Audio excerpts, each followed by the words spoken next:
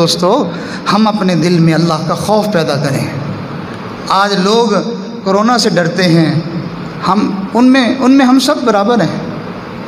ہم اپنی معیشت کے تنگ ہو جانے سے ڈرتے ہیں، دکان کے بند ہو جانے سے ڈرتے ہیں، ہم اپنے ملکی حالات سے ڈرتے ہیں، اور اگر چھوٹے چھوٹے پرندے آ گئے ہیں تو ان سے بھی ڈرتے ہیں کہ یہ ٹڈی آ گئی ہے، اب یہ فصلوں کو کھا جائے گی، پتہ نہیں بنے گا کیا۔ تو بھائی یاد رکھیے، جو اللہ سے نہیں ڈرتا نا، اس کو پھر ہر چیز سے ڈرنا پڑتا ہے۔ اس کے گھر کی کھڑکی کا پردہ بھی ہل جائے تو وہ ڈر جاتا ہے، اگر اس کے سامنے سے کالی بلی بھی گزر جائے تو وہ ڈر جاتا ہے، اس کو تھوڑی سی آواز سنائی دے تو وہ ڈر جاتا ہے، اس کو خواب میں کوئی ایسی چیز نظر آ جائے ارے اس سے وہ ڈر جاتا ہے، گھر کے اندر خون کا تھوڑا سا چھینٹا نظر آ جائے تو وہ اس سے بھی ڈر جاتا ہے، اور کہیں کپڑوں کو تھوڑا سا کٹ لگ جائے تو وہ اس سے بھی ڈر جاتا ہے۔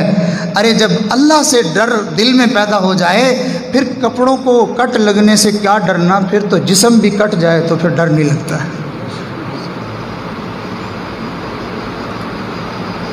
جو انسان اتنا بزدل ہے کہ کھڑکی کا پردہ ہلنے سے ڈرتا ہے، وہ پوری دھرتی کے ہلنے سے نہیں ڈرتا ہے۔ اللہ کا خوف دل میں پیدا نہیں ہوتا ہے۔ یہ حالات جب آئے ہیں ہمارے اوپر، ان حالات میں مبتلا ہوئے، ہمیں ایک دن تو نہیں ہوا، 2 دن تو نہیں ہوئے، کتنا وقت گزر چکا ہے۔ میں بھی اپنے اندر جھانکوں، آپ بھی اپنے اندر جھانکیں کہ ان حالات کے پیدا ہونے کے بعد میں نے اپنے آپ کو کتنا بدل لیا ہے۔ کیا اب میں نے نمازوں میں سستی چھوڑ دی ہے؟ نہیں چھوڑی تو مجھے چھوڑ دینی چاہیے۔ کیا میں نے ان حالات کے پیدا ہونے کے بعد اللہ سے معافی مانگنے والا عمل زیادہ کر دیا ہے؟ نہیں کیا تو بھائی کب کریں گے؟ جب کرونا نے آ کے ہمارا گلا دبایا تب اس کو جو ہے وہ شروع کریں گے۔ میں نے اپنی نظروں کو غلط استعمال کرنا چھوڑ دیا ہے، نہیں چھوڑا کب چھوڑیں گے؟ میری زبان پر درود پاک جاری ہو گیا ہے، میں نے اللہ کے نام پہ کچھ خرچ کرنا شروع کر دیا ہے۔ میں اپنی زندگی میں کیا تبدیلی لایا ہوں؟ باتیں کرنے کا کیا ہے؟ صبح سے شام تک ہم سارے ہی باتیں کرتے رہتے ہیں، سارے ہی ہم تبصرے کرتے رہتے ہیں، سارے ہی ہم تذکرے کرتے رہتے ہیں۔ یاد رکھنا، ساری قوم ایک مجلس بنا لے اور سارے اکٹھے بیٹھ کے باتیں شروع کر دیں، ساری قوم جو ہے وہ اپنے ہاتھ میں مقابلے کے لیے سامان تھام لے اور حفاظتوں کی تدبیریں اختیار کر لیں، بڑے بڑے قلعوں میں جا کے ہم بند ہو جائیں جہاں کوئی ہوا کا جھونکا بھی نہ پہنچے، جہاں کچھ بھی نہ پہنچے، ارے موت وہاں بھی آ کے رہے گی۔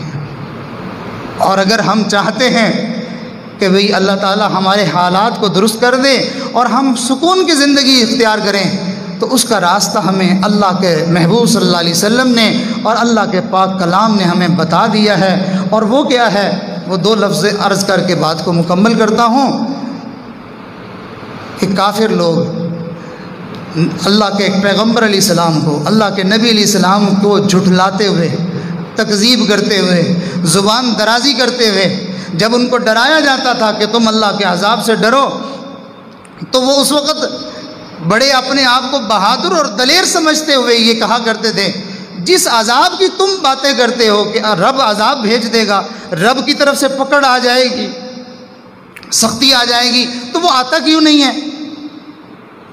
تو وہ عذاب آتا کیوں نہیں ہمارے اوپر؟ وہ پھر لے آنا، تو پھر کہنا تو اپنے رب کو کہ وہ عذاب آ جائے۔ تو ہر نبی کے زمانے میں یہی سلسلہ چلتا رہا۔ یہ سلسلہ چلتے چلتے آقا دو جہان سرور دو عالم صلی اللہ علیہ وسلم کے زمانے کے جو دشمن تھے اور جو کافر تھے، وہ بھی یہی بات کرتے تھے، کہتے تھے جس عذاب سے تمہیں ڈراتا ہے وہ پھر آتا کیوں نہیں ہے؟ تو اللہ تعالیٰ نے قرآن مجید میں 2 باتیں ارشاد فرمائی۔ ارشاد فرمایا وَمَا كَانَ اللَّهُ لِيُعَذِّبَهُمْ وَأَنْتَ فِيهِمْ، آپ جب تک ان لوگوں کے درمیان موجود ہیں اس وقت تک آپ کی وجہ سے ان کے اوپر عذاب نہیں آئے گا،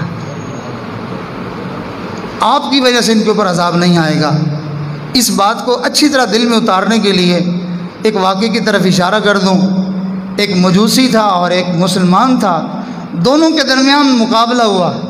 وہ کہتا ہے ہم حق پہ ہیں، مسلمان کہتا ہے ہم حق پہ ہیں۔ اب بات جب بڑھی تو بات یہاں پر آ گئی تو انہوں نے کہا کہ ہم دونوں جو ہیں وہ کھولتے ہوئے تیل میں ہاتھ ڈالتے ہیں، جس کا ہاتھ سلامت رہا وہ حق پر ہے اور جس کا جل گیا وہ باطل پر ہے۔ تو مسلمان جو نیک آدمی تھے انہوں نے کہا بہت اچھا، لیکن ان کے دل میں خیال آیا کہ میں تو مسلمان ہوں، حق پر ہوں، یہ باطل ہے، کافر ہے، یہ ایسا نہ ہو کہ میں ہاتھ ڈالوں اور یہ نہ ڈالے، تو پھر یوں تو مزہ نہیں آئے گا۔ تو اس کو کہنے لگے تم اپنا ہاتھ ذرا مجھے دو۔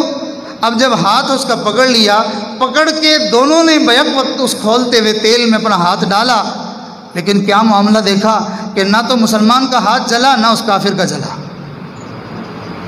تو وہ نیک مسلمان اللہ کی طرف متوجہ ہوئے، کہنے لگے یا اللہ میرا ہاتھ تو نہیں جلا کہ میں تجھے ایک مانتا ہوں، تیرے محمد کو میں سچا نبی مانتا ہوں، تیرے قرآن کو میں سچی کتاب مانتا ہوں، اللہ میرا تو ہاتھ اس لیے نہیں جلا، لیکن یہ تو کافر ہے اس کا کیوں نہیں جلا؟ اللہ نے دل میں الہام فرمایا میرے بندے اس کا ہاتھ دراصل تیرے ہاتھ میں ہے، اس کو کہو نا ہاتھ چھوڑ دو اس کا، اور اس کو کہو یہ خود سے ڈالے پھر دیکھے بچتا ہے یا سلامت جو ہے وہ جلتا ہے۔ تو نیک لوگوں کی برکتیں اپنی جگہ پر ہوتی ہیں۔ تو رسول اللہ صلی اللہ علیہ وسلم دنیا میں تشریف فرما ہیں، اللہ فرماتے ہیں وما کان اللہ لیعذبہم وانت فیہم، محبوب جی آپ دنیا میں ہیں، جب تک آپ ہیں عذاب نہیں آئے گا۔ اچھا پھر اور اس کا بدل کیا ہے کہ اللہ کے محبوب دنیا سے پردہ فرما جائیں تو بعد والے سارے عذاب میں مبتلا ہو جائیں گے؟ نہیں، فرمایا آپ کی برکت سے ہم ان کو ایک ایسا عمل دے رہے ہیں اگر یہ وہ عمل کرتے رہیں گے تو بھی ان کے اوپر عذاب نہیں آئے گا۔ اللہ وہ کیا ہے؟ فرمایا وما کان اللہ معذبہم وہم یستغفرون،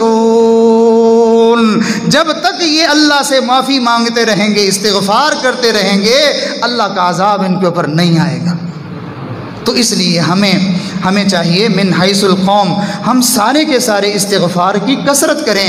استغفار کی برکت سے بلائیں ٹلیں گی، مصیبتیں ٹلیں گی، وبائیں ٹلیں گی، رزق کے اندر وسعت کر دی جائے گی اور ہماری زندگی میں آسانیاں پیدا کر دی جائیں گی۔ اب یہاں سوچئے صرف گناہوں پر معافی مانگنے پر اتنے بڑے بڑے انعام ملتے ہیں، اگر ہم سرے سے گناہ کرنا ہی چھوڑ دیں تو پھر کتنا بڑا انعام ملے گا۔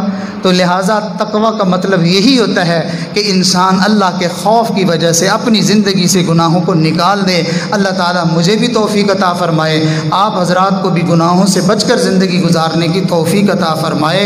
یہ ہمارے سلسلوں کے جو اکابر بزرگ یہ لوگوں کو جو دعوت دیتے ہیں وہ تسبیحاں گھمانے کی دعوت نہیں ہے کہ بیٹھ کے صرف مراقبے کرتے رہو، لمبی لمبی تسبیحاں کرتے رہو، بلکہ مقصد یہ ہوتا ہے کہ چند وظائف اور اوراد ایسے بتائے جاتے ہیں جس سے زندگی سے گناہ ختم ہو جائیں۔ اول تو ہو نہیں، اور اگر ہو جائیں تو اللہ تعالیٰ اس کی برکت سے معاف فرما دیں۔ اللہ تعالیٰ ہم سب کو اللہ والوں کے ساتھ تعلق جوڑنے کی، نسبت قائم کرنے کی اور ان اعمال کی پابندی کرنے کی توفیق عطا فرمائے جن سے ہم گناہوں سے پاک زندگی گزار سکیں، اور اگر بتقاضۂ بشریت ہم سے گناہ ہو جائیں اللہ ان اعمال کی برکت سے ہمارے گناہوں کو معاف فرما دیں۔ تو انشاءاللہ جمعۃ المبارک کے بعد جو حضرات تشریف رکھنا چاہیں تو یہ عاجز توبہ کے کلمات پڑھائے گا۔ ان کلمات کے پڑھنے سے انسان بزرگوں کے سلسلے میں بھی اس کا تعلق جڑ جاتا ہے، اور ان کلمات کے پڑھنے سے زندگی کے پچھلے سارے گناہ اللہ معاف فرما دیتے ہیں۔ آئندہ نئے سرے سے زندگی کا ایک آغاز ہوتا ہے، تو پھر انسان ان اعمال کو کرتا رہے۔ ہمارے بزرگوں نے فرمایا وہ اعمال کسی آدمی کو 1000 سال کی زندگی دے دی جائے اور وہ صبح و شام ان کو کرتا رہے، 1000 سال گزرنے کے بعد اس کے نامہ اعمال میں ایک بھی گناہ باقی نہیں ہوگا۔